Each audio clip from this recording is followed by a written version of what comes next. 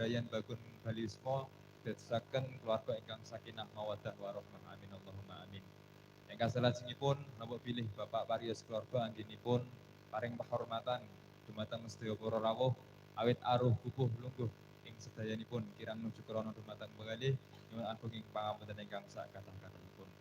Boten kata lupen Bapak Parios keluarga ngaturaken matur suwun sanget dumateng sedaya para rawuh tangga tepalih sanak kadah lan sedayanipun ingkang sampun paring pambiyantu arupi napa kemawon ingkang saged ndamel lancaripun hadicara wiwit kala wingi dalu ngantos dalu punika alhamdulillah kanthi dipunika panjurung pambiyantu saking panjenengan sedaya hajatanipun Bapak Parios keluarga pinaringan lancar berkah lan ugi selamat. Menawi mangkaten minangka talengatur saking panjenenganipun Bapak Parios keluarga kathah lapatipun nyuwun pangapunten. Wallahul muwaffiq ila aqwamit thoriq. Wassalamualaikum warahmatullahi wabarakatuh.